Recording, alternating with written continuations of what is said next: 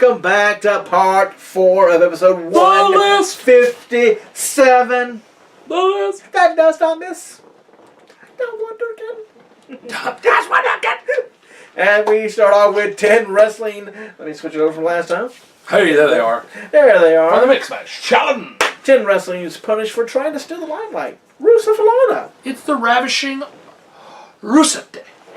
Rusev and Every Lana. day is Rusev Day. That's amen. But when they're together, it's ravishing Rusev Day. Yes. Rusev Lana is the best. Lana number one. Lana is the best.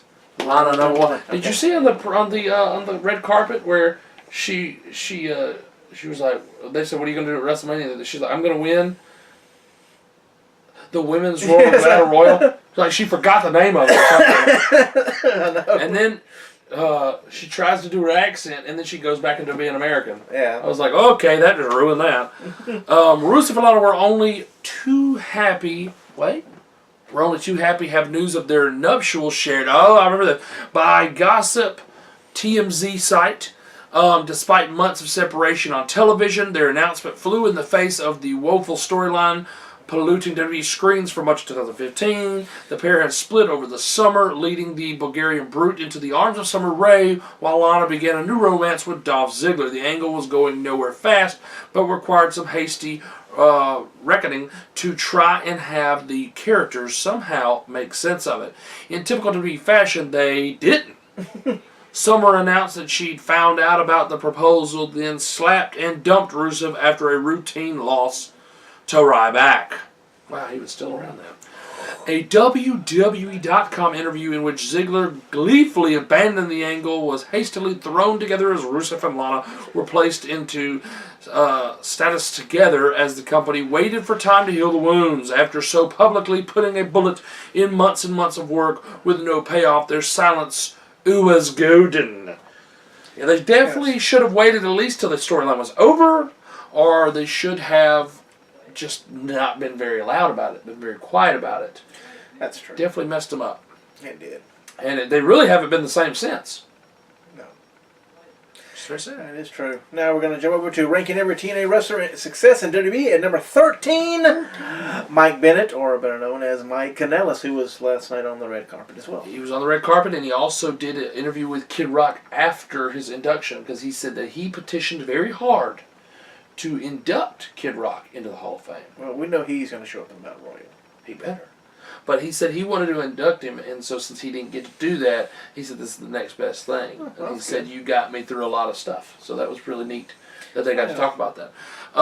Maria's other half has to rank near the bottom of our list, if only because he has only been on the WWE payroll a matter of months, having made a surprise debut Money in the Bank in the middle of last year. The signs, if we're totally honest, aren't exactly looking promising, as Kanellis has only been featured sporadically on SmackDown since rocking up in July.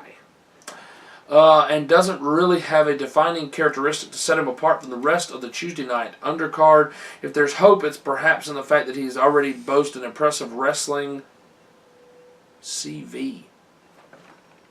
Wonder what they meant by that. I don't know. Weird. That includes spell in both Ring of Honor and TNA, the latter of which he competed in for about a year before he became calling in 2017. None of this is any guarantee of future success, however, nor does it change the fact that up until now his career in the mainstream has been a little bit disappointing. A lot of disappointing. And that's because they should not have treated... Amen. Yes. They should not have treated him to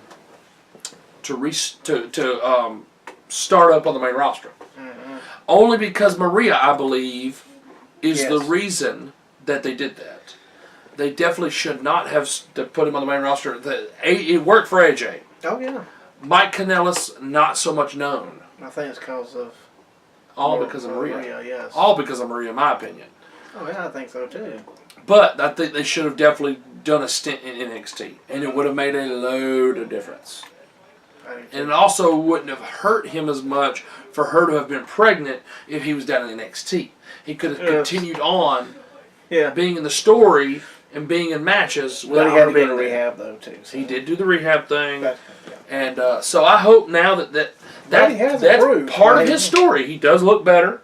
Mm-hmm. He does physically look better. So I hope that, they give him a chance. After WrestleMania season, things are, they hit the reset button, and I hope that helps. I mean, she's now had the baby, so in a matter of a few months, maybe she'll be back on the road. And I don't think she needs to be, because she has a kid, just like with Maurice, neither one of them need to be on the road full time. I could see them only doing pay-per-views and TV and not do live events. They don't need live events. No. They don't need to be there. No. Be with the child. Yes. And the final segment of part 4, episode 157. Look at that accent there going. Thank you very much. It's my little drinky here. Drinky. 10 fatal mistakes that destroy the TNA brand. There's more than 10, but they had to narrow it down. Number 7. The Electrified Steel Cage. A match so stupid, it not only completely embarrassed the 4 men involved, but managed to sabotage an entire pay-per-view. Lockdown 2007's electrified cage match between the Latin American Exchange and Team 3D was a miserable experience for every single person that suffered through it. With a concept too unrealistic to portray, the 4 competed under tornado rules, attempting to dodge the allegedly charged fencing, despite being unable to do so literally every time they hit the ropes or scaled the post. Furthermore, when an unlucky combatant did get shoved to the cables, it would merely trigger a ridiculous sound and light show as a wrestler. What? Ludicrous. Yes. What did I say? Ridiculous. It's close enough, really. Ludicrous sound and light show as a wrestler was forced to unconvincingly sell actual electrocution. Yes. The story between the two teams... Which should kill you. Right, exactly. The story between the two teams had been stellar, with LAX tearing through the division before running into the Dudleyville pair and their veteran ways. Ironically, the gimmick completely drained the doubles story of any remaining power. Ironic. It being TNA, the company elected to have every other match take place in the electrified structure. Lethal Lockdown, James Storm and Chris Harris's atrocious blindfold match, a choice X Division opener, and the first ever women's cage match in a company were all forced to take place inside the creation. It was fittingly shocking. Yeah. That's stupid. If you're going to use it, at least hang it from the rafters and bring it down, but yeah, that's true. Because Lockdown was always steel cage stuff, but... do you stop doing the charge during the other matches? Do you take away the electrocution? It would have been a lot better if it was a barbed wire cage. Or if you're going to use use the cage, use the cage. But then when it's time for that match, you have somebody come out there while they're hooking the stuff to the cage. Right. So you're not going through it already hooked up. Some positive and negatives and stuff like that, Clip, clip, clip. Flick a big breaker or whatever. Put a big hum through the... Right. Well, it was 2007. It sounds like Vince Rusev. Yeah. Well, that is it for 157. It's true. We're just going to go watch some great NXT, which will not beat WrestleMania. I'm sorry, not this year. Not this year. This year's WrestleMania is stacked. If it does, then I'll be surprised. It's going to be great. It's going to be great, yes. There's no ifs, ands, or buts about it. But usually when there's an NXT and a pay-per-view, NXT comes out heads and shoulders above the rest. It usually does, but this WrestleMania, I have a lot of faith in this WrestleMania. Oh, sure, I do too. Even with the fact that a lot of people might walk out when Roman comes out is the main event. Let's get to the car, guys! Unless they tease you with John Cena Undertaker coming on last. He could come out during halfway through the show and then they make it for the main event. Mm-hmm. It would be different. Now, I will say this. That is the most different way that they've done an Undertaker build-up. Because usually every time he shows up, points at the sign, I'll get you, Tombstone, or whatever. This year, he hasn't showed up at all. Nothing. And they're saying he's going to show up at the pay-per-view. Literally no build on his behalf. John Cena has literally sold the match the entire time, and he's done a great job. Mm-hmm.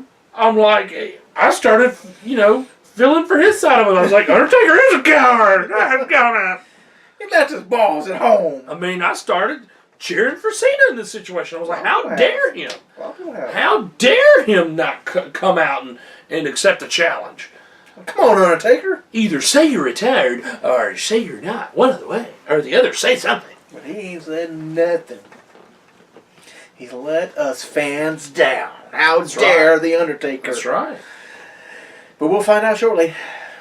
I want to thank you again for watching this week's show. We'll be back next time for 158. For all the fallout of NXT TakeOver and WrestleMania. Yes. As we gear up for Backlash. Yes. A one only, pay-per-view now. That's right. Every pay-per-view from now on, Raw and SmackDown together, which means less spots for everybody. Or more time. Oh, gosh. 7 hours every pay-per-view. I'm Mike Hogan. And I'm Justin Carter. We'll see you next time.